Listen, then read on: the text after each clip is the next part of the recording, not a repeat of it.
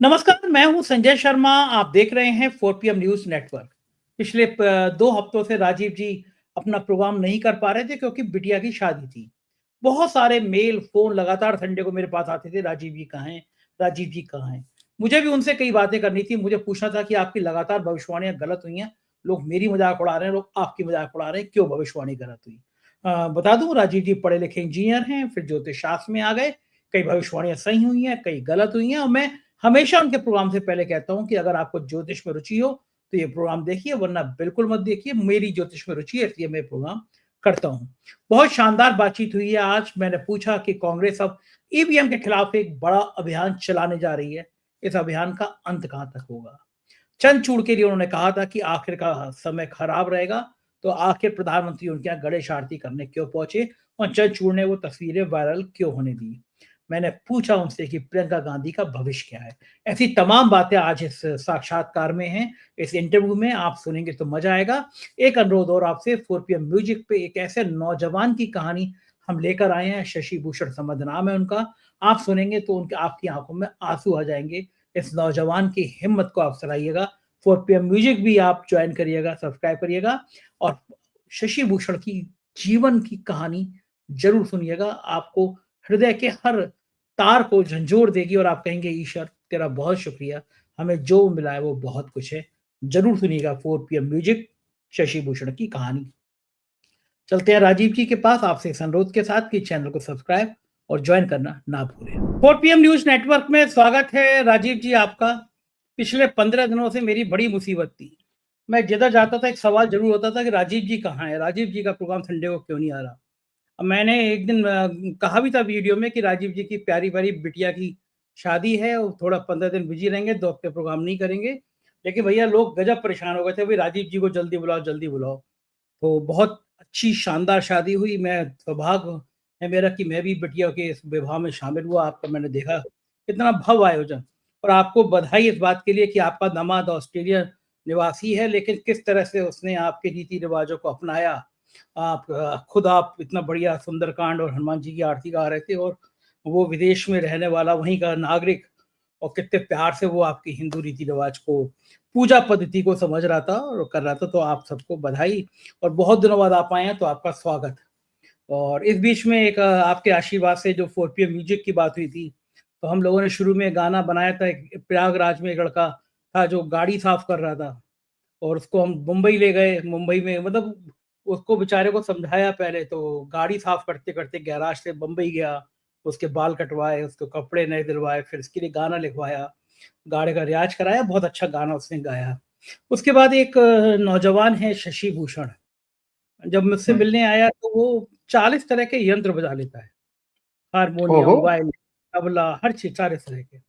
उसने एमए किया है, बहुत अच्छी कविता लिखता है, बहुत अच्छा गाता है। उसकी पूरी ज़िंदगी की कहानी 4 PM म्यूज़िक पे हमने लॉन्च की है। वो चाहता नहीं है जो ये लाइन जो मैं बोलने जा रहा हूँ वो बोलूँ, लेकिन आपको बताना था मुझे, आपके आशीर्वाद से और पूरी दुनिया बताना था, लेकिन वो नहीं चाहता वो ये बात कही जाए कि वो जन्म से अंधा है, वो देख नहीं सकता। उसने लेकिन एमए किया और सारे तरह के यंत्र बजाता है, और वो कहता है कि आप हमें सहानुभूति की तरह मत देखिए। उसकी कहानी बहुत पूरी अच्छी 4 बात। PM बहुत अच्छी। 4 PM म्यूजिक पे है, और वो प्रेरणा स्रोत है किसी भी नौजवान के लिए। मेरा सौभाग्य है कि ऐसे लोग आ रहे हैं। और राजीव जी आपका भी बहुत बहुत शुक्रिया कि आपने आशीर्वचन दिया था 4 PM म्यूजिक को। जो आपने कहा, आपने देखी थी उसकी शशि भूषण वाली कहानी, कितना ये कुछ मैंने आप। मैंने देखी थी, मुझे बहुत पसंद आई थी, और मैं अपनी तरफ से परमात्मा से प्रार्थना करूंगा कि उस बच्चे को और ज्यादा, बहुत भगवान ऐसे आप और ज्यादा अवसर दें, और वो दिन दूनी रात चौगनी तरक्की करे। मेरी बहुत बहुत शुभकामनाएं उस बच्चे को। आप मेरी मेरी आशीर्वाद उस तक पहुंचाइएगा, बताइएगा बिल्कुल उसको। बिल्कुल राजीव जी। राजीव जी शुरुआत करते हैं। आज मुझे आप पे हमला करने का मन कर रहा है। मैंने बड़े सवाल पूछे, लेकिन मुझ पे बहुत दिनों हमले हुए हैं, तो वो हमले सारे आज मैं आप पे कर दे रहा हूँ। लोग कह रहे हैं कि राजीव जी की लगातार भविष्यवाणी गलत हो रही है। राज्यों के चुनाव में राजीव जी की भविष्यवाणी गलत हुई, लोकसभा चुनाव में मोदी जी की सरकार बन गई, ये गलत हुई। तो राजीव जी की भविष्यवाणियां गलत क्यों हो रही हैं? लोग मेरी मजाक उड़ा रहे हैं, आपकी मजाक उड़ा रहे हैं।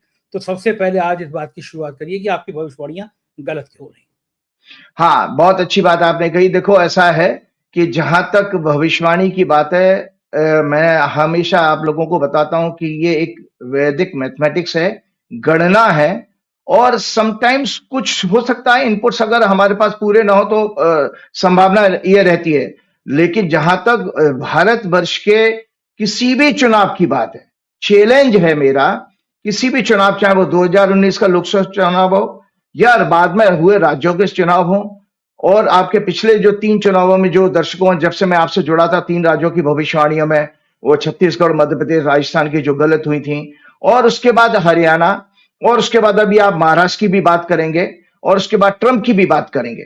तो मैं इन सभी भविष्यवाणियों में एक चीज कहता हूं कि मैं ओन करता हूं कि जहां तक डोनाल्ड ट्रंप की, अमेरिका के राष्ट्रपति की भविष्यवाणी है, वो मुझसे मिस्टेक तो हुई है, और वो मिस्टेक मेरे से एक चूक जरूर हुई है। मैं दर्शकों से बताना चाहता हूं वो क्यों हुई थी, कि थोड़ा सा समटाइम्स आप कभी कभी किसी भावना में कैरीड अवे हो जाते हैं। तो मैं बताता हूं, जब मैं यूएस की हॉरोस्कोप, गलती कहां हुई है वो भी बता देता हूं। ये यूएसए की हॉरोस्कोप है, और इस उत्तर अमेरिका की, इस अमेरिका की हॉरोस्कोप में संजय जी सीधा सीधा एक संबंध था जो उनकी अमेरिका की वर्तमान में दशा चल रही है, वो राहु, शनि और केतु की चल रही थी।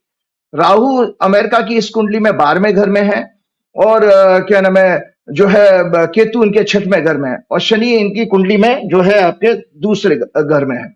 तो आपको मैं ये बता देता हूं कि चूंकि इसमें एक सिद्धांत लागू हो रहा था, जो चूक कहां हुई है वो दर्शकों को जानने के लिए मैं उसको ऑन करता हूं, कि 8वें घर का स्वामी इस कुंडली का 10वें घर में था। ये एक ज्योतिष का सिद्धांत है कि अष्टम भाव का संबंध अगर दशम से बने तो सत्ता परिवर्तन होती है। तो मुझे वहां पर एक दिख जाना चाहिए था कि भाई सत्ता परिवर्तन तो हो रही है, बाकी बातें हम छोड़ दें। दूसरा, दशाओं के सीक्वेंस में कहीं स्त्री नहीं आ रही थी, वो भी मैं थोड़ा सा अपनी बात को गलत देख गया कि राहु में, शनि में, ये दोनों ग्रह फीमेल प्लेनेट नहीं है, तो राष्ट्रपति कोई फीमेल हो ही नहीं सकती थी। इसके साथ मैं आपको डोनाल्ड ट्रंप की कुंडली दिखाता हूं। डोनाल्ड ट्रंप की ये कुंडली है, ये बहुत अच्छी हॉरोस्कोप है, और आप सोचिए कि मैंने भविष्यवाणी करते समय मैंने उसमें अपने आप को बचाने की कोशिश की है कि थिन मार्जिन से ये हारेंगे, थिन मार्जिन से, मतलब मैं देख तो रहा हूं कि ये हारने वाली कुंडली नहीं है, लेकिन मैं क्यों चला गया उसका जवाब मैं दूंगा। तो डोनाल्ड ट्रंप की लियो लगन की कुंडली बहुत पावरफुल हॉरोस्कोप है, कई सारे राजयोग हैं, हालांकि चंद्रमा इनका पीड़ित है, राहु केतु से, मंगल से भी पीड़ित है, तो ये अनस्टेबल माइंड का व्यक्ति है और अनएथिकल काम भी करेगा, ये मैं आपके पिछले प्रोग्राम में बता भी चुका हूं। और बहुत सारे बड़े धनयोग भी हैं इनकी कुंडली में, लेकिन उनकी जो वर्तमान में दशा चल रही थी वो चल रही है 17 मई 2027 तक रहेगी, बृहस्पति में शुक्र की दशा। तो ज्योतिष का एक सीधा सीधा, देखिए ऐसा है कि मुझे गलती ओन करने में कोई तकलीफ नहीं है, लेकिन मैं ये चाहता हूं कि ज्योतिष शास्त्र जो एक परम सत्य शास्त्र है वो दर्शकों में कहीं उसके प्रति निराशा ना आए, इसलिए मुझे आज एक्सप्लेन करना पड़ रहा है कि बृहस्पति में शुक्र की दशा डोनाल्ड ट्रंप की चल रही थी। बृहस्पति उस दिन गोचर में 5 नवंबर को 10वें घर में थे और शुक्र 4थे घर में था। 410 एक्सिस की दशा किसी की हो उसको राजयोग न मिले, असंभव। तो मेरी गलती वहां पर यह भी थी कि भाई डोनाल्ड ट्रंप तो सीधे सीधे जीत रहे थे, फिर मैं क्यों चला गया उस तरफ। तो इसी तरह एक कुंडली और मैं दिखाता हूं कि डोनाल्ड ट्रंप के अलावा एक उनकी डोनाल्ड ट्रंप की जो पार्टी थी वो थी रिपब्लिकन पार्टी। ये रिपब्लिकन पार्टी की टॉरस लगन की कुंडली है। ये इस कुंडली के अनुसार भी रिपब्लिकन पार्टी की कुंडली में भी गुरु और शुक्र की दशा चल रही है जो 17 एक्सिस में थे। और मजे की बात है, इस टॉरस लगन की का रिपब्लिकन पार्टी की कुंडली का जो स्वामी है शुक्र है, वो 9वें घर में बैठा था, राजयोग है, जन्म की कुंडली में है। और महादशा का स्वामी जो है वो 10वें घर में बैठा है इस कुंडली में, तो राजयोग तो इसकी कुंडली में भी दिख रहा था रिपब्लिकन। सो ये मेरी मिस्टेक थी। और मैं एक और जानकारी दर्शकों को बता देता हूं, मेरे बहुत सारे कुछ गिने चुने दोस्त हैं जो बहुत अच्छी एस्ट्रोलॉजी करते हैं, they are very very good astrologer. मैं उनके साथ शेयर कर चुका हूं, उनकी 2 हफ्ते पहले मेरे पास आ चुकी थी प्रेडिक्शंस, लेकिन उसके बावजूद भी मैंने नहीं अपनी लाइन को बदला। तो ये दर्शकों आप ये जानिए कि ज्योतिष अपने आप में सत्य शास्त्र है। कई किसी की भविष्यवाणी तो ठीक हुई है जो उन्होंने बताई थी, और बाकायदा उन्होंने ब्लॉग लिखे हैं, सोशल मीडिया पर, फेसबुक पर भी डाला, सब कुछ किया था उन्होंने। तो वो मेरे मित्रों ने मुझे कहा भी था कि राजीव जी हमारे हिसाब से ट्रंप जीत रहा है। तो मैंने कहा यार तुम तो अपना देखो, लेकिन मैं तो अपनी कमला हैरिस को ही देखना चाहता हूं। उसका कारण ये था कि एक इंडियन मूल की, थोड़ा सा कभी समटाइम्स कभी आप बायस हो जाते हो, एक इंडियन मूल की महिला, और उसके अलावा इतिहास, भारत मतलब भारत का नाम भी होता, और इतिहास में पहली अमेरिका की फीमेल प्रेसिडेंट बनती। सबसे बड़ा साथ है कि मैंने आपके पिछले प्रोग्राम में कहा था कि वो मॉरल, एथिक्स, डेमोक्रेटिक इंस्टीट्यूशन को, दया, करुणा, सारे जो प्रियंका गांधी में गुण है वो उनके अंदर भी हैं। तो एक धार्मिक व्यक्ति होने के नाते मैं चाह करके भी ट्रंप की ये बात कह नहीं पाया कि ये इन महिला को इसमें देश का राष्ट्रपति बनना चाहिए था। तो ये मेरी गलती थी जिसको मैं स्वीकार करता हूं। अब आता हूं आपके राज्यों की भविष्यवाणी। मैं चैलेंज के साथ कहता हूं, अगर परमात्मा मुझे ऐसा मौका दे, जैसे कहा जाता था हम पूरा जब बचपन में छोटे छोटे थे तो ये कहते थे कि अगर पृथ्वी पे तुम ऐसे ऐसे पाप करोगे तुमको ये दंड मिलेगा। तो वहां पर झूठ, कपट, छल कपट के ऊपर एक कैलेंडर हमने दिखा था बचपन में, जिसमें दिया खोलते हुए तेल के कढ़ाई में फेंक दिए जाते थे आप यमराज के यहाँ। तो अगर मैं आपसे कहूंगा कि इलेक्शन कमिश्नर ये जितने तीनों हैं, मैं खोलते हुए तेल की बात नहीं करूंगा, और ये अमित शाह जी हैं या मोदी जी हैं, इनका लाई डिटेक्टर टेस्ट कराया जाए तो आपको सत्य नजर आ जाएगा। मैं अपनी किसी भी भविष्यवाणी को ओन नहीं करता, मतलब ये क्या मेरी भविष्यवाणी गलत नहीं हुई है। आपके पॉलिटिकल प्रेडिक्शन मेरी देश की 2019 का चुनाव हो जिसके बाद में खुलासा आ रहा है, दुर्भाग्य ये है। और अभी भी महाराष्ट्र की प्रेडिक्शन भी मेरी ठीक है। कोई ताकत नहीं है कि भाई अब ज्योतिष तो सत्य को देखेगी। ज्योतिष हमारी, हमने आपको मैनिपुलेशन के आपके 18 अक्टूबर के प्रोग्राम में मैंने पहले ही बता दिया था कि इसमें तंत्र अपनी सारी हदें पार कर गया, क्योंकि उस दौरान जो मैंने कुंडली ये दिखाई थी आपकी प्रोग्राम में, ये 15 अक्टूबर को चुनाव अनाउंस होता है और इसमें मैंने बताया था कि सूर्य जो है राहु, केतु और मंगल से पीड़ित हो रहा है महाराष्ट्र में। और इलेक्शन जो अनाउंस हुए ये मैंने हॉरोस्कोप बनाई है, ठीक है जी। और इसमें 15 अक्टूबर को मंगलवार के दिन 3:53 पे चुनाव आयुक्त ने, मुख्य चुनाव आयुक्त ने यह घोषणा की थी। उसी समय आचार संहिता लग जाती है। तो हमारा एक फंडामेंटल सिद्धांत है, हम बार बार दर्शकों को यही कहते हैं कि जब चंद्रमा पीड़ित होगा तो चंद्रमा हमारा पब्लिक का सिग्निफिकेटर है, सूर्य को राजा का सिग्निफिकेटर माना गया है। पब्लिक का परसेप्शन है, पब्लिक की इमोशंस है, पब्लिक की फीलिंग है संवेदना। तो वो पब्लिक राजा के विरुद्ध मतदान देगी। तो इस कुंडली में भी शनि से पीड़ित हो रहा है चंद्रमा। तो इन दो राज्यों में जो सत्ता में बैठे लोग हैं उनके लिए थोड़ा खतरे का समय है। अच्छा, इसके बाद इसमें एक कंडीशन फिर भी मैं लगा रहा हूं, ये बात तो झारखंड के हेमंत सोरेन के लिए भी लागू हो जाती है, लेकिन अगर हेमंत सोरेन की हॉरोस्कोप आप मजबूत है तो उनको उसका फायदा जरूर मिलेगा। एक और मैंने इसमें ग्रह दिखा देता हूं जो मैंने पिछली बार नहीं किया, आज मैं साहस करके कह रहा हूं कि इसमें सूर्य, जब चुनाव आयुक्त ने इलेक्शन अनाउंस किया था उस समय सूर्य भी पीड़ित था। तो सूर्य का पीड़ित होना, और सूर्य पीड़ित था राहु केतु के बीच में, मंगल से पीड़ित था। तो इसलिए मैं आपको बता देता हूं, मैंने लिखा है पब्लिक परसेप्शन का सिग्निफिकेटर चंद्रमा पीड़ित है, और नीचे एक राइटअप लिखा हुआ है, वो जरूर दिखाइएगा कुंडली जब पहुंचेगी। तो मैंने इसमें लिखा है labour class, poor, under privilege, tribals will vote against ruling government, afflicted sun. सूर्य जो पीड़ित है उसका आज मैं ऑन रिकॉर्ड इस बात को नए सिरे से, जो आज तक कभी मैंने नहीं की थी, अब मैं कहने जा रहा हूं। सूर्य पीड़ित है विच रिप्रेजेंट्स गवर्नमेंट मशीनरी, जिसको कि हिंदी में हम तंत्र कहते हैं, is afflicted, hence ruling governments intentions are malafide, they may do manipulation in the elections. मैं आज ऑन रिकॉर्ड आपके सामने कह रहा हूं, चूंकि जब चुनाव आयुक्त ने इलेक्शन अनाउंस किया था उस दिन सूर्य राहु केतु के बीच में कन्या राशि में पीड़ित था। इसका अर्थ है कि इन दो चुनावों में जम के पूरी अपनी शक्ति लगा करके चुनावी तंत्र में जो क्या नाम है सरकारी तंत्र है, चुनाव में मैनिपुलेशन करेगा। किसकी डायरेक्शन पे? ऊपर वालों की डायरेक्शन पे, जो केंद्र की सरकार है। सूर्य राहु केतु मंगल से, सूर्य हमारी राजनीति का प्लेनेट है और ब्यूरोक्रेसी का और सरकारी तंत्र का ग्रह है। और मजे की बात है, ये जो दिशा होती है संजय जी, ये नॉर्थ वेस्ट, लगन से पूरब, चौथे घर से उत्तर, 7वें घर से पश्चिम और 10वें घर से दक्षिण देखा जाता है। तो जब हम देखते हैं तो दक्षिण और पश्चिम का ये कॉमन हिस्सा है, तो उसमें सूर्य आ रहा है, तो north west, south west direction हो जाती है। और आपका महाराष्ट्र जो है साउथ वेस्ट डायरेक्शन है। कि सरकारी तंत्र अगर कहीं बेईमानी करेगा तो इस ज्योतिष के अनुसार ये संकेत मिलता है कि भाई साउथ वेस्ट डायरेक्शन के राज्य में, क्योंकि लोग ये प्रश्न करेंगे कि भाई झारखंड में तो परिणाम आपके हिसाब से आ गए, क्योंकि मैंने हेमंत सोरेन की हॉरोस्कोप दिखाई थी। ये मैंने हेमंत सोरेन की हॉरोस्कोप दिखाई थी आपके उसी प्रोग्राम में। मैंने ये कहा था कि हेमंत सोरेन का राजयोग आ रहा है, और आपको देखिए रिजल्ट आपके सामने, ये हॉरोस्कोप दिखाई है मैंने। और मैं ही ऐसा व्यक्ति था जब आप, कितना भयानक इन्होंने प्रचार किया। योगी जी, आपके योगी जी ने 17 रैली की थी वहां पर, और जिस तरह का वो घुसपैठियों का कैंपेन चलाया गया बांग्लादेशियों का, मोदी जी से लेकर सब, और एक है तो सेफ है, ये सब बातें कही, और इतना जो है मतलब कहने जातिवाद के ऊपर जो कैंपेन था घटिया किस्म का झारखंड में चला गया, लेकिन रिजल्ट नहीं आए थे, कि वो शायद इस तरह से इन लोगों की स्ट्रेटेजी कुछ रहती। तो मैं उसमें नहीं जाता, वो जांच का विषय है कि भाई किसी जगह पर ये लोग बड़ी सावधानी से कोई वॉर रूम में ऐसी प्लानिंग स्ट्रेटेजी तैयार करते हैं कि कहां पर चीजों को मैनिपुलेट करना है, कहां पर नहीं करना है।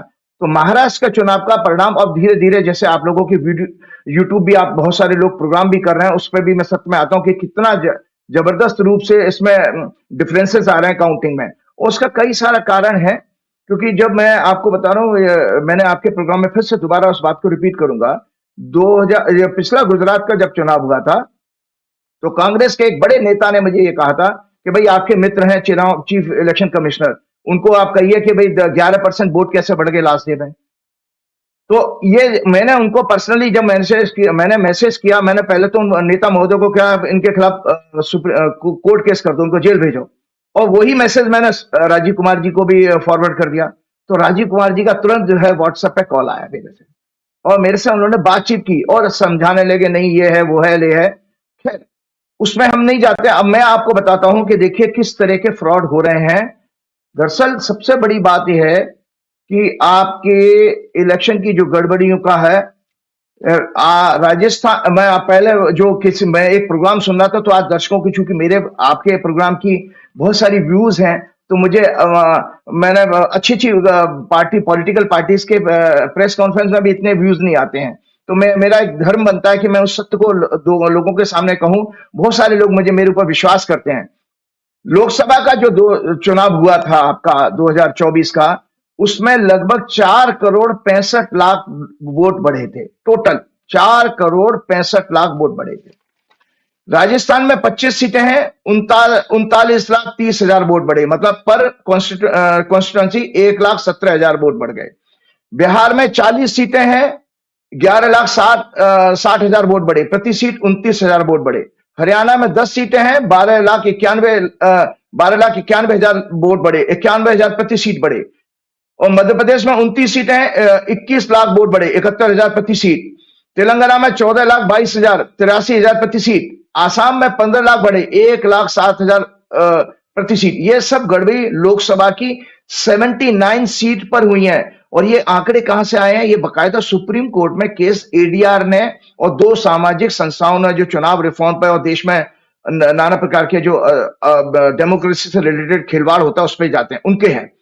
अब आप बताइए कि ये कांग्रेस का, और आपको बताएं ईसीआई केंद्र सरकार के एक नोडल ऑफिस की तरह काम कर रहा है। ईवीएम का सिलेक्शन, ट्रांसपोर्टेशन, सिक्योरिटी, स्टोरेज सभी केंद्रीय फोर्सेस के द्वारा होता है। आप बताइए कहां पर है? चीफ इलेक्शन कमिश्नर ने बैंक सेक्रेटरी रहते हुए कॉर्पोरेट के 16 लाख करोड़ से ज्यादा कर्जे माफ किए थे, तो ये तो पहले से फंसे हुए हैं। इलेक्टोरल बॉन्ड भी इनके पीरियड में आया था। और दूसरे सज्जन जो आए हैं, Gyanesh Kumar Gupta ji, chief election commissioner जी का पूरा नाम वो लिखते नहीं है, राजीव कुमार अग्रवाल है। और दूसरे सज्जन है ज्ञानेश कुमार गुप्ता, वो अमित शाह जी के होम मिनिस्ट्री से ही आए थे जब वो आपके गोयल साहब रिजाइन कर गए थे। आपको जानकारी के लिए बता देता हूं कि जो आपके लोकसभा के चुनाव में आया था, फेज 1 में 2.78% वोट बढ़े, 55 लाख वोट बढ़े थे। फेज 2 में 91,21,000 वोट बढ़े थे। फेज 3 में 72,91,000 वोट बढ़े थे। फेज 4 में 1,12,00,000 वोट बढ़े थे, जहां जेपी नड्डा ने कहा था कि आरएसएस की हमें जरूरत नहीं। 1,12,00,000 वोट बढ़ गए थे। और फेज 5 में 42 लाख वोट बढ़े थे। फेज 6 में 48 लाख वोट बढ़े, और फेज 7 में 44 लाख वोट बढ़े थे। ये सब वोट क्यों बढ़ रहे हैं भाई? क्यों? क्योंकि इसका मतलब है कि जनता, जो लोकसभा में टोटल 4 लाख करोड़, और इसी तरह से आपका जो राजस्थान का, जो महाराष्ट्र का चुनाव है, इसमें संजय जी अभी जो लेटेस्ट रिपोर्ट आई है वो बकायदा, मैं आपको हरियाणा की बहुत चौंकाने वाली हरियाणा की बात बताने वाला भी हूं कि मिसमैच आया है काउंटिंग में, काउंटेड वोट में। ये लगभग 92 सीटों पर जिन उनके कॉन्स्टिट्यूशन में ये अंतर आता है उन्हीं में सत्ता, और सबसे बड़ी बात है कि जिसमें ये मिसमैच आ रहा है वहीं पर सत्ता पक्ष और उनके एलाई जीत रहे हैं। 92 सीट में 155 बूथ में गड़बड़ी आज से पहले किसी भी इलेक्शन में ऐसा नहीं हुआ। 19 सीट ऐसी हैं, दर्शकों आपकी जानकारी के लिए बता देता हूं, दर्शकों को मैं एड्रेस कर रहा हूं। 19 सीटें ऐसी हैं जहां जितने टोटल वोट पड़े हैं उनसे ज्यादा वोट की काउंटिंग कैसे हो गई, मतलब वोटेड पोल्ड वोट है उससे ज्यादा काउंटिंग हो रही है। 100 102 से ज्यादा बूथ हैं ऐसे टोटल, इनमें महायुति की जीत हुई है। और 76 सीटें ऐसी हैं जहां जितने वोट पड़े उतने वोट काउंट नहीं किए गए, काउंटिंग भी आपने कम कर दी उसकी। तो ये आप इसमें 221 बूथ हैं, अगर ये वोट गिने जाते तो परिणाम कुछ का कुछ होता। तो ये इस तरह की गड़बड़ी कैसे हो रही है?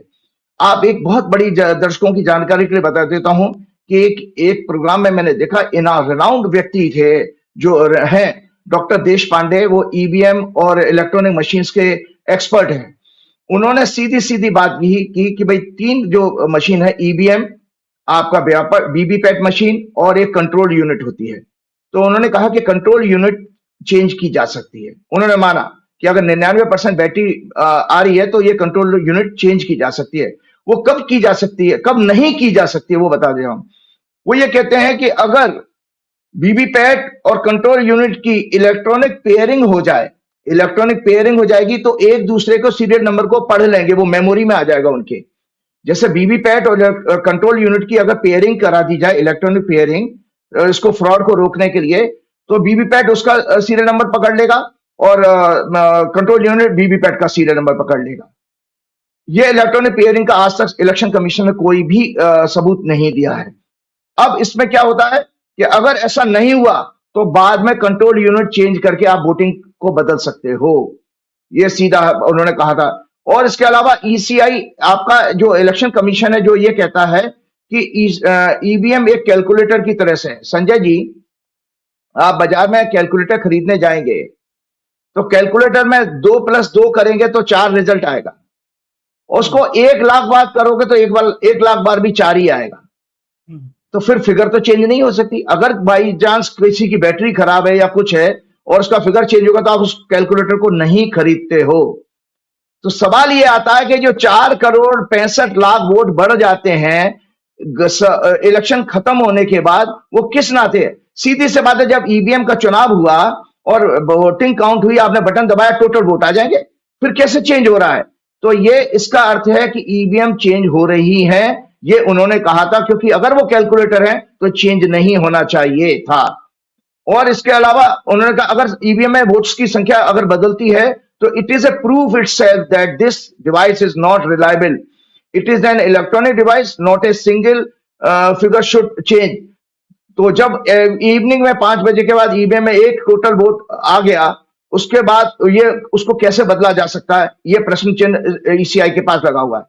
एक और चीज है संजय जी, दर्शकों को जानना चाहिए, अब समय वो आ गया है कि जन चेतना का बात है कि जब तक आप जन चेतना के रूप में इसको आंदोलन को नहीं लेंगे, कोई पॉलिटिकल पार्टी इसको ठीक नहीं कर सकती। अब विषय ये आ गया कि आपका चुनाव हैक किया जा रहा है, आपका वोट लूटा जा रहा है, सरेआम पैसा देकर लूटा जा रहा है, आप उस पर कुछ नहीं बोल रहे। जनरल डाटा प्रोटेक्शन है वर्ल्ड में, पूरे वर्ल्ड में ये कानून हमारे देश में लागू नहीं होता। ये जनरल डाटा प्रोटेक्शन पूरे विश्व में इसके ऊपर एक सख्त कानून है। इसमें यह कहा गया है कि जिसका जो डाटा होता है वो उसका ओनर होता है। मेरा डाटा है तो इसमें वोट किसका डाटा है? जनता का। तो जनता का हक है इलेक्ट्रॉनिक ईसीआई से, इलेक्शन कमीशन से उस डेटा को मांगने का। अगर ईसीआई नहीं देती है, ईसीआई केवल उसका कस्टोडियन है, उसका एक चौकीदार है उस डेटा का। अगर ईसीआई इसमें डायरेक्शन ले तो उसमें आप सुप्रीम कोर्ट को इसमें संज्ञान लेना चाहिए। तो मेरा इसका मतलब ये बताने का, इन सब चीजों को अगर आप नहीं रोकोगे। और एक और चीज मैं बताता हूं, ये आपका एक एक्ट है, section 59 in the representation of the people act 1951। At every election where a poll is taken, votes shall be given by ballot in such manner as may be prescribed and save as expressly provided by this act. No votes shall be received by proxy, provided that the votes at every election to fill a seat or seats in the Council of State shall be given by open ballot. ये आपका act जो है कहता है कि open ballot से election होना चाहिए। वो क्या रहा है भैया, बाद में सेक्शन 61A इसमें ऐड किया गया, उसमें भी ऑल्टरनेट अरेंजमेंट बताता है ये ईवीएम का। वो ये लिखता है सेक्शन 61 में, जस्ट दर्शकों की नॉलेज के लिए बात, notwithstanding anything contain in this act और the rules made the there under the giving and recording of votes by voting machine in such manner as may be prescribed may be adopted in such constituency or constituencies as EC may having regard to the circumstances of each case specify। मतलब वहां पर आपको यह कहा गया कि वो specific cases में इस मशीन को यूज किया जा सकता। आज तो सारे इलेक्शन को आप इसमें जा रहे हो भाई। आप देखो कि 2014 से जो भी चुनाव हुए हैं दर्शकों, ये आपके चिंतन के लिए बात कर रहा हूं, मजाक उड़ाने के। आप मुझे ट्रोल करते रहो, मुझे कोई फर्क नहीं पड़ेगा, मेरी साइंस पे ज्योतिष पे कोई फर्क नहीं पड़ने वाला है। लेकिन आप अपनी आंखें खोल करके देखो कि किस तरह से आपके सामने फ्रॉड हो रहा है, आप कुछ नहीं कर पा रहे हो, क्योंकि आपको ये जानकारी होना चाहिए।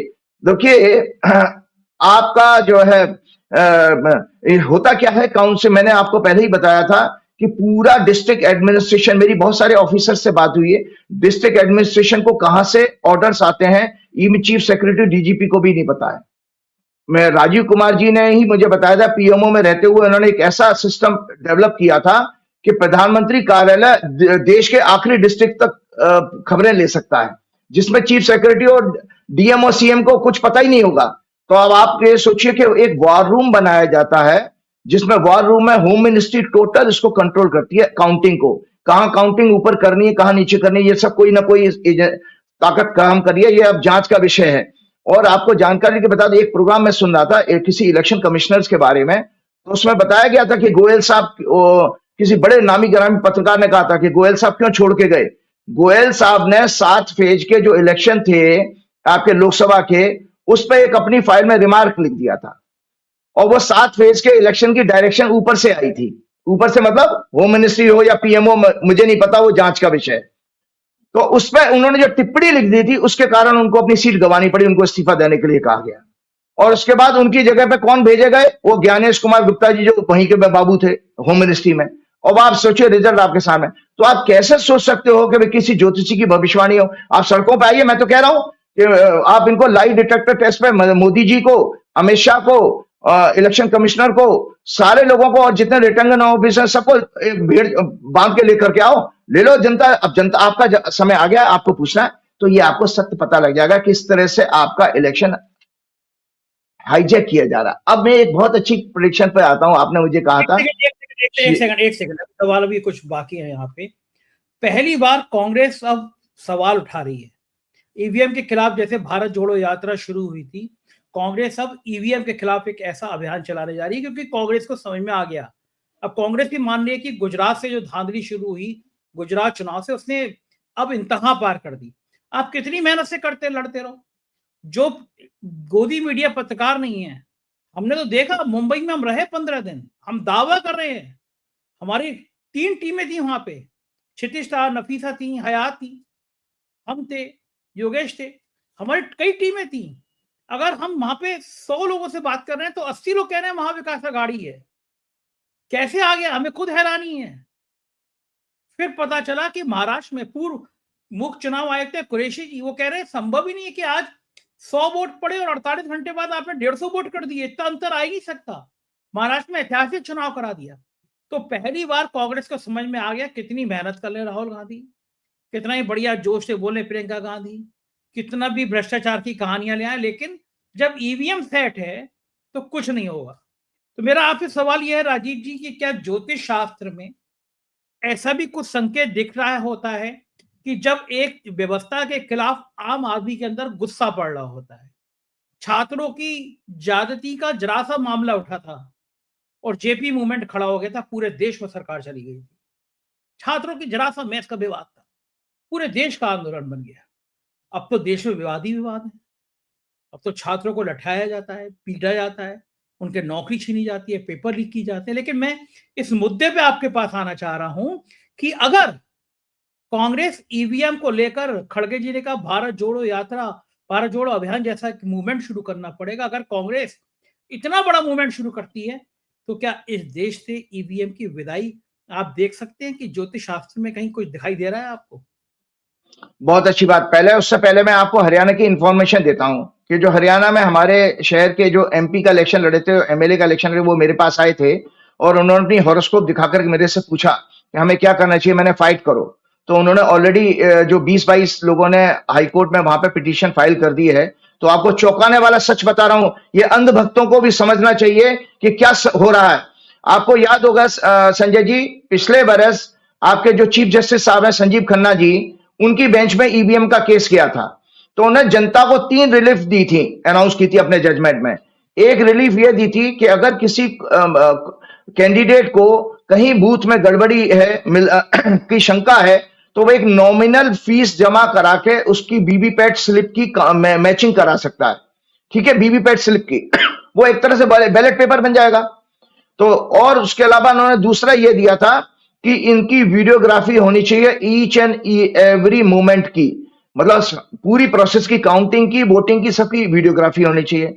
तीसरा उन्होंने एक जजमेंट ये दिया था कि हाई कोर्ट को और लोअर कोर्ट को आदेश दिया था कि इलेक्शन से संबंधित जो भी याचिकाएं हैं, पिटीशंस हैं, उनको 6 मंथ के अंदर क्लियर करना पड़ेगा, क्योंकि इलेक्शन का कार्यकाल 5 साल ही होता है। अगर लंबा चलेगा तो फिर फायदा क्या उसका, तो 6 महीने के अंदर पूरा करना पड़ेगा। तो आपको जानकारी के बता देता हूं कि ये फरीदाबाद वाले लोगों ने मुझे बताया, क्योंकि डायरेक्ट है, किसी अखबार की, किसी वीडियो यूट्यूब की मैं बात नहीं कर रहा हूं।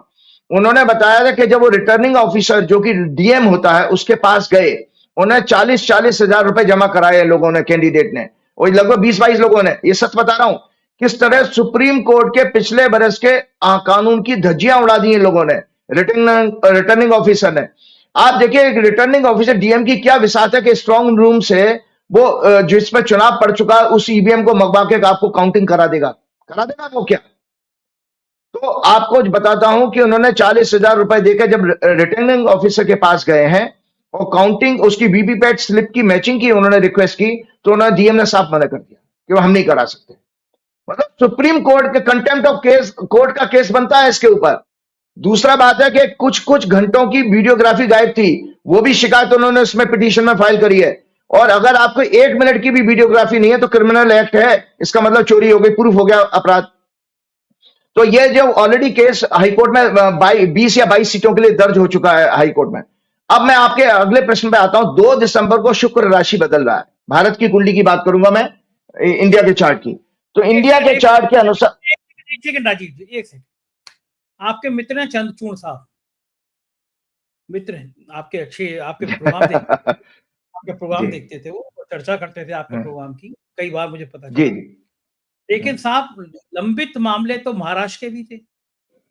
इतनी सफाई से पूरा कार्यकाल निकाल दिया, सरकार का अगला चुनाव हो गया, लेकिन वो उन्होंने विवाद वाले फैसले नहीं निपटाए। संजय राउत ने कहा कि अगर चंद्रचूड़ इस बेईमानी के सूत्रधार हैं, और आपने, धन्य है आप कि आपने कहा था कि चंद्रचूड़ का कार्यकाल का अंतिम समय विवादों से भरा हो, ये आपने कहा था मुझसे जी। तो भविष्यवाणी की थी आपने, और ये भविष्यवाणी शब्दशः सही हुई।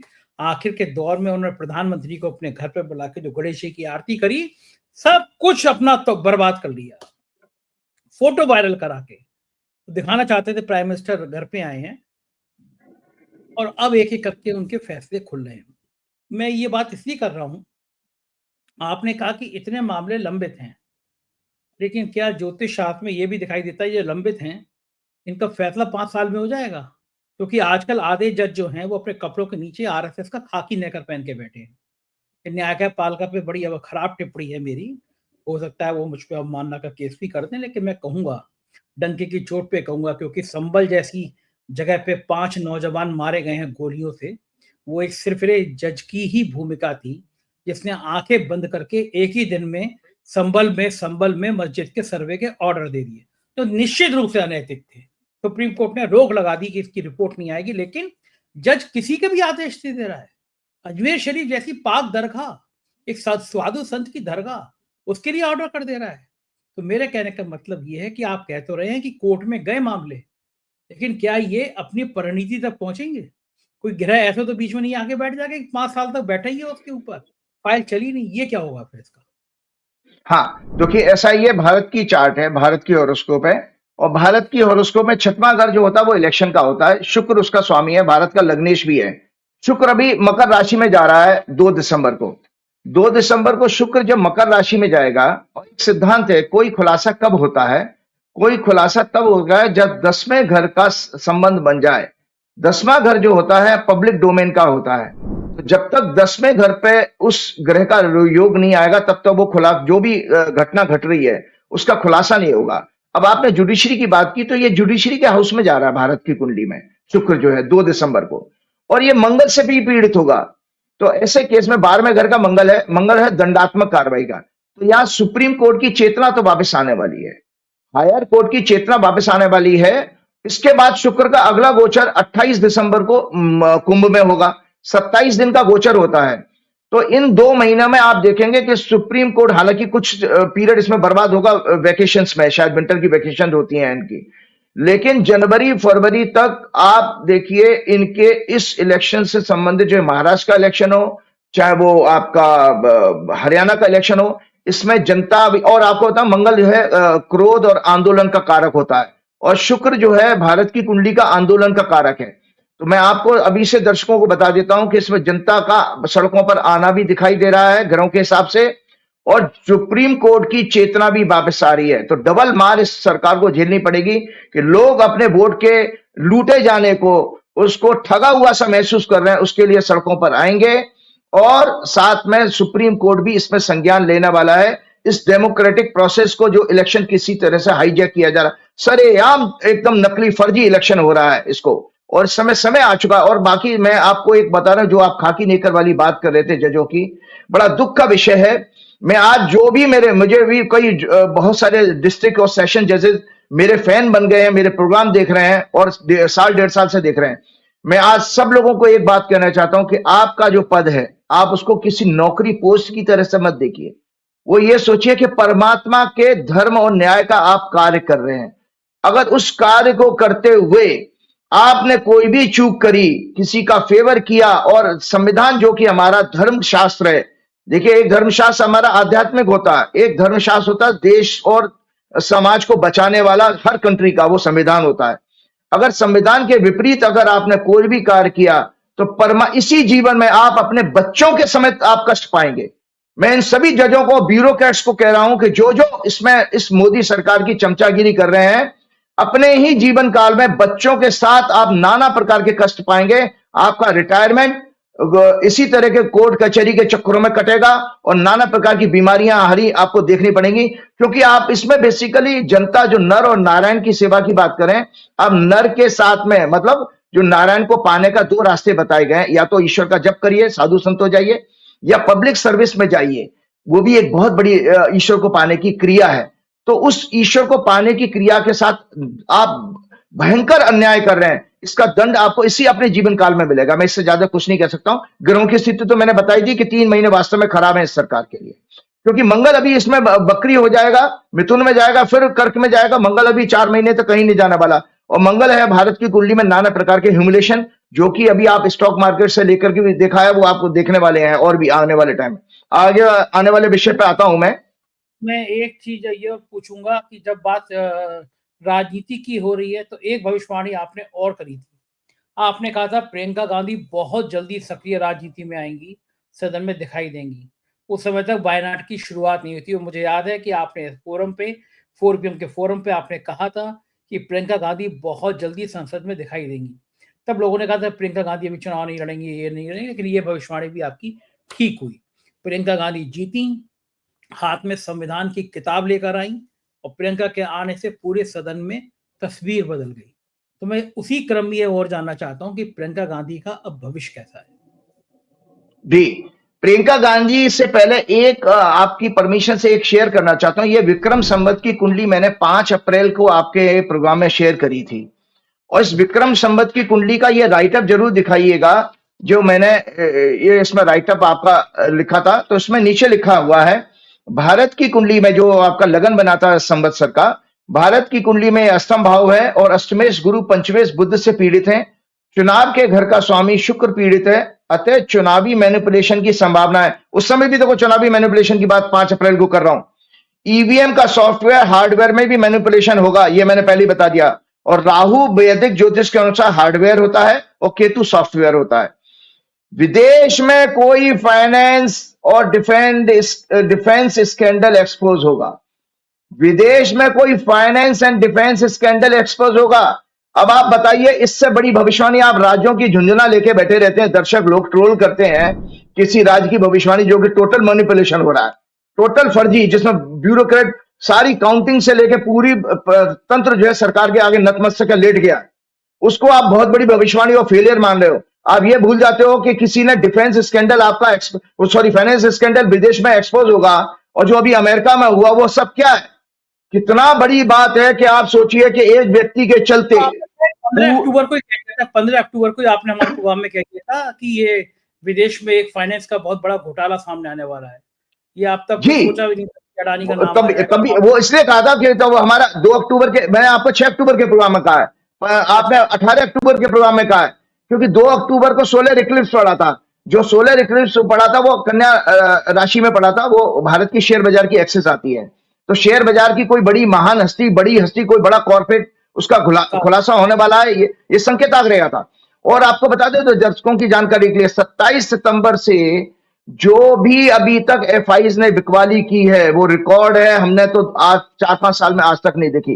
अभी तक एफआईज खरीद 20 सालों में नहीं हुई इतनी बिकवाली। बिल्कुल, तो बिकवाली आप 1,30,000 करोड़ बेच चुके हैं। और 27 सितंबर को संजय जी जो कैपिटलाइजेशन होता है, जितनी कॉर्पोरेट कंपनियां हमारी लिस्टेड हैं शेयर बाजार में, दर्शकों की जानकारी के बता देता हूं, उसकी टोटल वैल्यू निकाल लीजिएगा।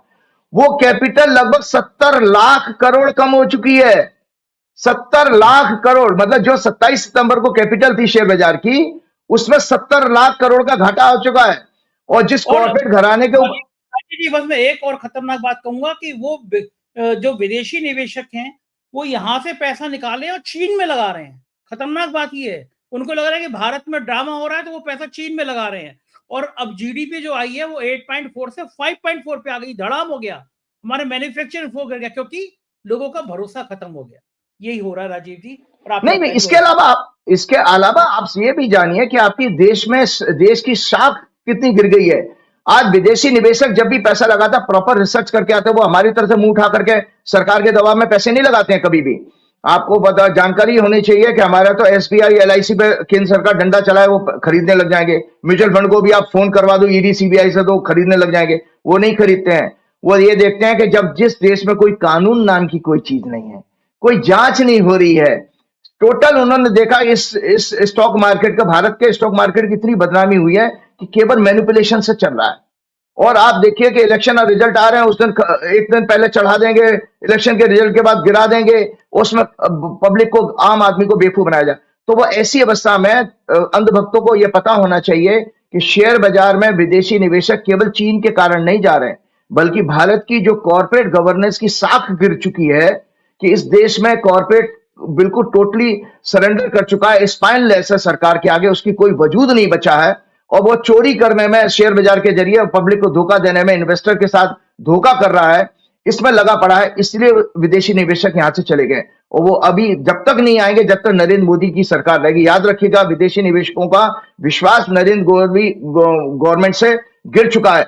चलते चलते मैं एक इस बात को और कहूंगा कि ये जो मैंने अभी बात की, एक व्यक्ति के चलते पूरे विश्व में भारत की साख को धक्का लग रहा है। सेबी, जांच एजेंसीज, हमारे यहाँ की जुडिशरी, सरकार, सब पर विश्व समुदाय प्रश्न चिन्ह लगा रहा है। क्या है ऐसा कि एक व्यक्ति को पूरे देश का गोदी मीडिया, भाजपा के सभी सांसद, मंत्री, प्रवक्ता बचाते घूम रहे हैं, पूरी पार्टी उन्हें बचाने में लगी है। आज भारत के कॉर्पोरेट गवर्नेंस, उसकी साख पर बड़ा बट्टा लग गया है। अरबों की हेराफेरी की पूरी विश्व जांच कर रहा है, उसके अनेक प्रोजेक्ट कैंसिल हो रहे हैं, उनको भविष्य में कोई फर्दर फंडिंग भी अब खटाई में पड़ गई है। आपको पता है, इन सज्जन से मैं वहां पर क्या नाम है, ऊर्जा मंत्रालय में मिला था, तो मुझे तो कोई इनके अंदर ऐसा गुण नहीं दिखाई दिया कि इतने बड़े आदमी बन जाएंगे। और मजे की बात दर्शकों, मैं आपको वो अपनी मीटिंग दोबारा शेयर करूंगा, उसके बाद इनकी हॉरोस्कोप के ऊपर मैं अगले प्रोग्राम में आऊंगा, क्योंकि आज मुझे टाइम होता हो ज्यादा होता हुआ दिखाई दे रहा है। जब ये मुझे उस सज्जन उस ऊर्जा मंत्रालय में, जहां से इनकी उल्टी गिनती शुरू हुई है, वही ऊर्जा मंत्रालय का केस सेकी वाला, जो solar energy corporation of India, जो भारत का एक पब्लिक सेक्टर कंपनी है, जिसका अमेरिका में अभी ये कोर्ट में उनके अगेंस्ट वारंट इशू हुआ और उनको फ्रॉड के ऊपर, ब्राइबरी के ऊपर जो भी केस है वो अगले अगले प्रोग्राम में अवश्य लेने वाला हूं, मैं आपको कमिट करता हूं। तो उसी मंत्रालय में ये मुझे मिले, तो ये सैकी के ऑफिसर सब मेरे सामने उठते बैठते थे। इन सज्जन का ये पहली बार उस सेक्रेटरी, वहां के सेक्रेटरी से दोस्ती करने के लिए आए। वो सेक्रेटरी साहब उस दिन फाइनेंस मिनिस्ट्री में गए हुए थे। बाई चांस मेरा लगभग 4 बजे, 4:30 बजे की बात थी, मेरा वहां जाना हुआ, तो उनका पीए मुझे रोकने लगा कि वो साहब, वो अदानी ग्रुप के चेयरमैन साहब वहां बैठे हुए हैं। अरे मैंने तो क्या हुआ, मैंने साहब आ रहे हैं क्या? बोले साहब आएंगे, वो फाइनेंस मिनिस्ट्री गए हुए हैं। मैंने ठीक है चलो 15 मिनट में अब आ जाएंगे। तो मैं धक्का देके उसमें दरवाजे का अंदर बैठ गया, अंदर चला गया। उस दिन मैंने पैंट शर्ट पहनी थी, तो ये मुझे सज्जन समझे कि शायद सेक्रेटरी मैं ही हूं। तो ये सज्जन खड़े हो गए, इन्होंने मेरे से हाथ मिलाया, और हाथ मिला के मैंने जब विजिटिंग कार्ड शेयर किया, तो उस दौरान मुझे थोड़ी सी झेप लगी कि ये आदमी ये ना सोचे कि भाई ये एक एस्ट्रोलॉजर यहाँ क्या कर रहा है। तो मैंने अपनी झेप मिटाने के लिए कहा कि मैं रिन्यूएबल, क्योंकि मैं भी मैकेनिकल हूं, तो मैंने कहा मैं रिन्यूएबल एनर्जी एक्सपर्ट भी हूं। उन्होंने कार्ड पलटते हुए कहा कि आप ज्योतिषी भी तो हैं। उस पर फिर हमारी संजय जी 15 मिनट ज्योतिष पर चर्चा हुई, और उसी समय मैंने इन सज्जन को वार्न किया था, दर्शकों आपके पूरी दुनिया के लोग मुझे समझ लें। मैंने 2-3 बड़े बड़े उद्योगपतियों को उदाहरण देकर उनको आगाह किया था कि भाई ये जो कॉर्पोरेट में जो छलांगे मार करके नाना प्रकार की मैनिपुलेशन से दौलत बढ़ा लेते हैं, सड़कों पे तो आ जाएंगे। तो मैंने एक एग्जाम्पल उनको सुनाया था, जब उन्होंने मुझसे ये कह दिया कि ज्योतिष एक साइंस तो है लेकिन भाग्य नहीं बदल सकती। तो मैंने भाग्य क्या है ये कौन डिफाइन करेगा? भाग्य बताने का काम ही ज्योतिष का है। तो मैंने उनको कहा कि विजय माल्या का बाप दादे का कारोबार शराब का था, लिकर का। उन्होंने जो सहारा, वो जो किंगफिशर एयरलाइन चलाई, वो सूट नहीं करी उनको, उसी में डूब गए सारे और देश के बाहर बैठे हैं। दूसरा सुब्रत रॉय जी का भी उदाहरण दिया कि सुब्रत रॉय ने भी रियल एस्टेट से लेकर और तमाम तरह की लाइजनिंग से पैसे कमाए, सहारा एयरलाइन चलाई, लेकिन वो उनको सहारा नहीं दे पाई, फिर 2 साल वो जेल में बंद रहे और उसके बाद बेल पे छूटे, बाद में मर गए बेचारे, कर्जा अभी भी उनकी औलाद भुगत रही है। तीसरा मैंने अनिल अंबानी का बताया कि अनिल अंबानी भी 45,000 करोड़ के कर्जे में कैसे डूबे, जबकि वही बिजनेस रिलायंस कम्युनिकेशन ने 25,000 करोड़ का घाटा कर्जा तो उनको रिलायंस कम्युनिकेशन से पड़ा था, और वही कम्युनिकेशन का बिजनेस मुकेश अंबानी को सूट कर रहा है। तो ये सज्जन दर्शकों उस समय स्पीचलेस हो गए, कुछ नहीं बोल पाए इन तर्कों के आगे मेरे। तो मुझसे कहते हैं कि मैं तो 10वीं पास जैनी बनिया हूं, नरेंद्र भाई मेरे 30 साल से दोस्त हैं। ये उन्होंने क्वालिफिकेशन बताई। उसके बाद ही चाय हमारी खत्म हुई, हमने चाय साथ साथ पी थी।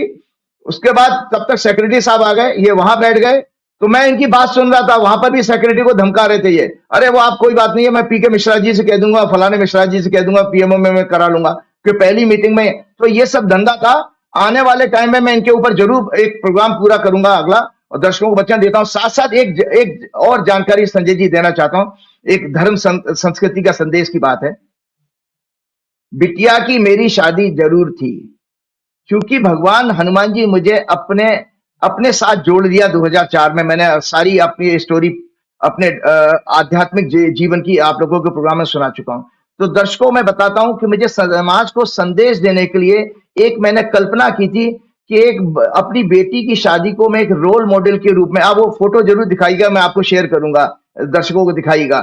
तो मैं एक रोल मॉडल के रूप में प्रेजेंट करना चाहता था। सबसे पहले तो मैंने दिन में शादी प्लान की थी, और अपनी बेटी की शादी की तारीख पिछले बरस और मुहूर्त वो मैंने ही कैलकुलेट किया था, क्यों ज्योतिषी तो मैं हूं, वो मैंने कैलकुलेट किया था, और बकायदा आचार वगैरह बुलाने का सब मेरा अरेंजमेंट था।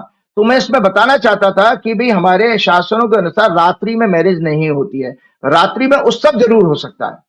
आपकी मैरिज के जो दिन में मैरिज होती, मुगल काल में लड़कियों को उठा ले जाते थे, इसलिए अंधेरे में दिन छिपे हमको शादियां करने का रिवाज वहां से चला आ रहा था। तो एक तो मैंने गोधूली बेला में अपनी बेटी की शादी प्लान की, और उस समय मेरे 9 बच्चे गुरुकुल से आए थे संस्कृत के, और 2 आचार्य थे। टोटल 11 लोगों ने विष्णु सहस्त्रनाम का पाठ किया था।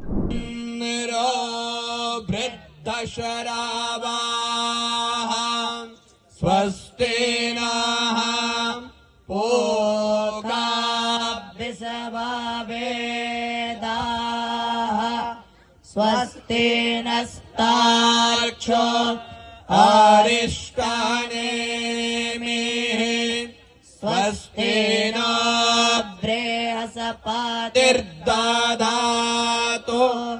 भद्रं कर्णेभिः शुरुआत हमने करी है विष्णु सहस्त्रनाम के। आप दर्शकों को ये पुस्तक दिखाना चाहता हूं। ये तिरुवनंतपुरम के जो मंदिर है विष्णु जी का, उनके राजा जी ने, जो उनके राजा हैं तिरुवनंतपुरम जो केरल में है, उनके ये विष्णु सहस्त्रनाम की पूरी किताब है, इसमें पूरी कमेंट्री है। तो विष्णु सहस्त्रनाम का पाठ मैंने किया था। तो दर्शकों आपको जानकारी के लिए बता देता हूं विष्णु सहस्त्रनाम की उत्पत्ति कैसे हुई। जितने भी दुनिया में 1000 नाम है, सहस्त्रनाम का मतलब है 1000 नाम। जितने भी नामावली है 1000 नामावली, वो कोई भी इतनी आध्यात्मिक और सुपर पावर के साथ नहीं है जितनी ये विष्णु सहस्त्रनाम, क्योंकि ये स्वयं नारायण की प्रेजेंस में लिखा गया है, मतलब कहा गया है। आपको दर्शकों को पीछे ले जाता हूं। जब महाभारत का युद्ध खत्म हो गया था तो कृष्ण ने युधिष्ठिर से कहा कि भीष्म पितामह से आशीर्वाद लेने और उनसे राजनीति और धर्म का ज्ञान लेने चलते हैं। तो जब भीष्म पितामह के पास पहुंचे हैं तो भीष्म पितामह से उन्होंने कहा कि पितामह बच्चों को आशीर्वाद दीजिए और जो है इनको दिए। तो उन्होंने कहा अरे केशव, तुम तो स्वयं जगत पिता हो और मेरे जैसा साधारण इस अवस्था में कष्ट के रूप में पड़ा हुआ बाणों की सैया पर लेटे थे, ये सब कैसे संभव है, मैं कैसे कर सकता हूं। तब भगवान श्री कृष्ण, ये सब शास्त्रों में कोटेड है, तब भगवान श्री कृष्ण ने अपनी सारी परमात्मा तत्व उनके अंदर ट्रांसफर किया और परमात्मा तत्व उनके अंदर ट्रांसफर किया। इसके बाद पितामह भीष्म ने 1000 नामों द्वारा जगत के पिता की स्तुति और उनकी महिमा का गायन किया, जिसे हम सभी विष्णु सहस्त्रनाम के नाम से जानते हैं। यह इस लोक और परलोक में भौतिक और आध्यात्मिक ज्ञान का मैचलेस भंडार है। मैं भी पिछले 17-18 वर्ष से ये पाठ करता हूं, दोनों वक्त करता हूं, हजारों लाखों बार कर चुका हूं, मुझे कंठस्थ याद है 1000 नाम पूरे। और इसकी शुरुआत तब हुई थी जब युधिष्ठिर के पूछने पर कौन सा धर्म श्रेष्ठ है आपके अनुसार, तब भीष्म पितामह बोले, यानी नामानी गौणानी विख्यातानि महात्मना ऋषि परिगीतानि तानि वक्ष्यामि भूतये। For the sake of the prosperity of all I shall narrate those names, the great परमात्मा which express the qualities of his and which are very famous and which are chanted with fervor by the sages। Vishnu Sahasranama के बाद आपको बताऊं, मैंने वैदिक सूक्त, जो वैदिक सूक्त वेदों में मंत्र हैं, उनके साथ 4 फेरे की पूरी प्रक्रिया करी। आज दर्शकों एक ज्ञान के रूप में और बता देता हूं, हमारे हिंदू धर्म में, हमारे सनातन धर्म में 4 फेरे होते हैं, 7 नहीं। ये गलत पंजाबीकरण किया गया, क्योंकि 7 वचन होते हैं, वो 4 फेरे इसलिए होते हैं, कमिटमेंट है कि जो हमारे वेद के 4 पुरुषार्थ हैं, धर्म अर्थ काम मोक्ष, तो हर फेरा जो है एक एक पुरुषार्थ को पूरा करता है, धर्म अर्थ काम। और 3 फेरे में जो है आपको पता है लड़की आगे होती है, 1 फेरे में आपका लड़का आगे होता है। इसके बाद आपको सकता हूं संजय जी, मैंने धन्यवाद देने के लिए एक और बस आपका प्रोग्राम खत्म करता हूं, धन्यवाद देने के लिए, क्योंकि ये सब जीवन में मेरे परिवर्तन आया, मैं आपसे जुड़ा, इतने सारे दुनिया के लोगों से जुड़ा, ये सब हनुमान जी का आशीर्वाद है। तो उनको धन्यवाद देने के लिए पूरे मैंने वहां पर माइक उठाया और बड़े बड़े स्पीकर्स लगे थे, शादी में जितने लोग थे, मैंने हनुमान चालीसा का पाठ किया और मैंने आग्रह किया कि सभी लोग पाठ करेंगे। तो आप सोचिए वहां पर सारे लोगों ने, मैरिज के वेन्यू पे जितने लोग इकट्ठे थे, क्या वो होटल के वर्कर, क्या वो चाट वाले, कैटरर के वर्कर, सब लोगों ने हनुमान चालीसा का पाठ किया। ये एक अद्भुत था और इतनी अनुभूति पैदा हुई, मैं कह नहीं सकता। तो ये सब चीजें इसलिए हुई क्योंकि मुझे बताना था कि विवाह एक आध्यात्मिक जो है आयोजन है, उसको जितना महत्व देंगे उतना ही बच्चों के जीवन में और खुशहाली आएगी। इसके साथ ही श्री गुरु चरण सरोज रज निज मन मुकुर सुधार, वर्णव रघुवर बिमल जसु जो दायक फलचार, बुद्धिहीन तनु जान के सुमरो पवन कुमार, बल बुद्धि विद्या देव मोह हरौ कलेश विकार। जय हनुमान, जय श्री राम। बहुत बहुत शुक्रिया राजीव जी। बस आखिर में एक आपसे मैं बात करना भूल गया था, ऑस्ट्रेलिया से एक कथावाचक हैं, सिख हैं, वो उनका फोन मेरे पास आया था, उन्होंने मुझसे आपका नंबर मांगा, मैंने दे दिया है। ऑस्ट्रेलिया में वो आपके प्रोग्राम बड़ी स्क्रीन लगा के लोगों को सुनाते हैं। बहुत बहुत शुक्रिया राजीव जी, आपने समय दिया, आपको फोन करेंगे। बहुत बहुत शुक्रिया, थैंक यू। ये थे राजीव जी, आज बड़े बेबाक तरीके से उन्होंने बताया कि उनकी भविष्यवाणियां गलत क्यों हुई, क्या क्या खेल है और क्या क्या खेल हो सकता है। मुझको यकीन है ये बातचीत पसंद आई होगी आपको। अपना प्यार बनाए रखिएगा। शुक्रिया, थैंक यू।